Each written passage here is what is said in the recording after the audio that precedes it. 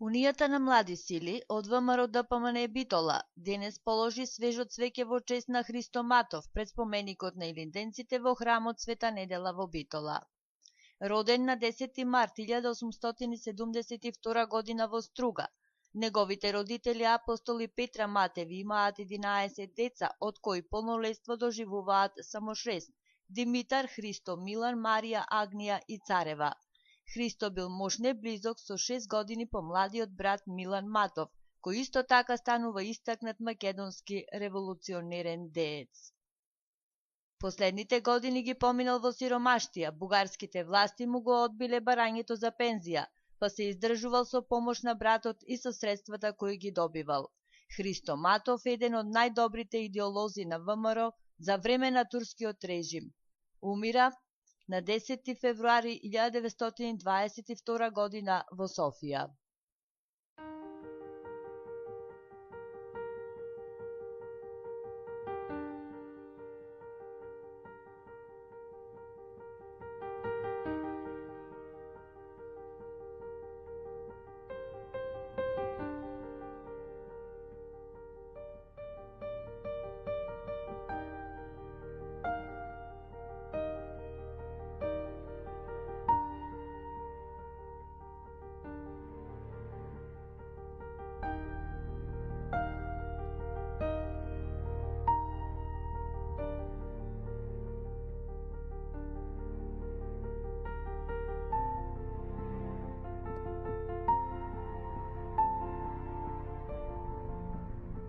Под мотото ниво да дело е наша светост, денес ние Унијата млади сили му даваме на достојна почит на македонскиот револуционер Христо Матов.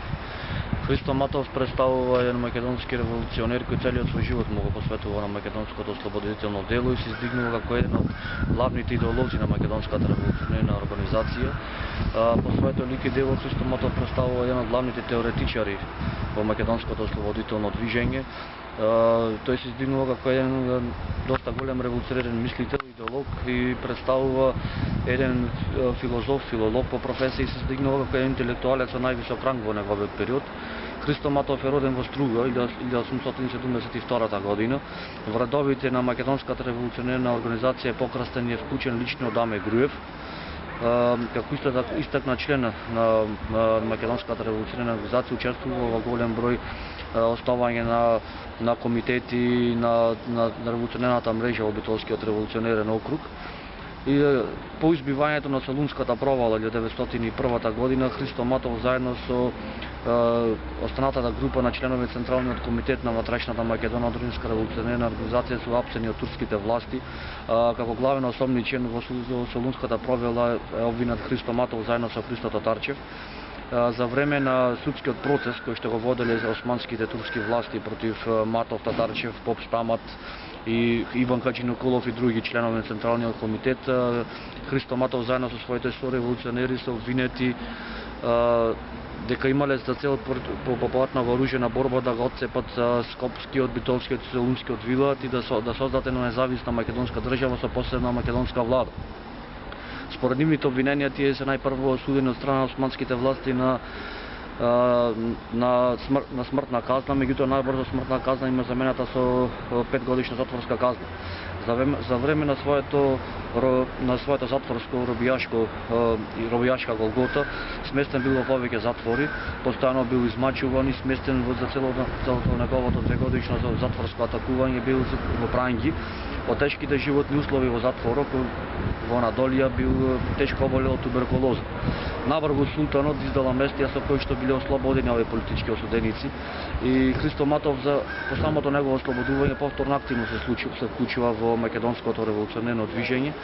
Заедно со Христо Татарчев представувале задгранични представници на македонската револуционерна организација во Софија. Во послилинденскиот период, односно после линденското востание, каде што се повеќе била разединета македонската револуционерна организација, се појавуваат разни идеолошки струи и фракции во организацијата, Христо Матов се издигнува како главен предводник на конзервативно-централистичката струја на организацијата и како представник на оваа струја тој издава брошурата основните принципи на организацијата под Брут. Како представник на конзервативно-централистичката струја, Христо Матов во 1908 година го свикува Кюстендилскиот конгрес, кој што е одржан во Кюстендилското село Жаборник. На овој конгрес присуствувале доста голем број на македонски револуционери и војводи, како што биле Васил Чакаларов, Ацо Дорев, Тодор Александров, Петар Чеулев, Аргир Манасиев, Ефрем Чучков и други македонски револуционери. За председател на Кюстендилскиот конгрес бил избран Христо Матов, за подпредседател војводата Петар Ацоев, а за гранични представници и помошни председатели били избрани Христо Татарчев и поетот Пејо Јоворов. На овој конгрес биле донесени неколку главни точки: бескомпромисна борба против соседните пропаганди, борба за целосно извојување на полна политичка автономија на Македонија.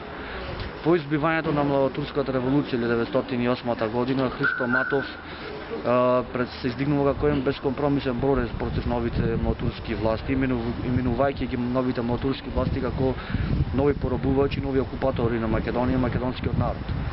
Во текот на Балканските војни 1912 година Христо Матов зема активно учество во македонското одринско полчение како доброволец, каде што се издигнува како доста голем храбар воин.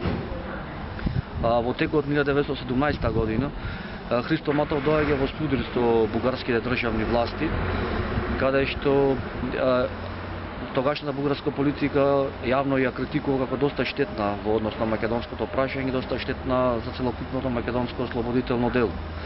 Истата година Христо Матов тешко заболел и по предлог, односно по иницијатива на ВМРО, бил испратен во Будимпешта на лекување, каде што според специјалистичките наоди на докторите во Будимпешта му било диагностицирано дека боледува од тешка депресија. Така, Христо Матов последните години од својот живот ги поминал доста осамен, повлечен сам во себе, не контактирал, не комуницирал со никого. Неговото барање за пензија било строго одбиено од бугарската држава. Така, тој бил помаган исклучиво од неговиот брат Милан Матов, кој бил исто така голем македонски револуционер, а бил помаган и од внатрешната македонска револуционерна организација, која што во тој период ќе биде предводена Тодор Александров. Така, доста осамен, повлечен во депресија, Христо Матов умира на 10 февруар, на денешен ден во 1922 година. По својот лик и дело, по својата револуционерна борба и голгота посветена на македонското ослободително движење, Христо Матов представува еден голем поборник за македонската кауза. Во тајните шифри на организацијата се среќава под псевдонимот Брут или Дримколов. Ја издал и брошурата основните принципи на организацијата под Брут. По својот лик и дело и борбата за слобода на Македонија, Христо Матов се издигнува како еден голем револуционерен мислител, идеолог и голем поборник за слободата на независна Македонија. Нека му е вечна слава.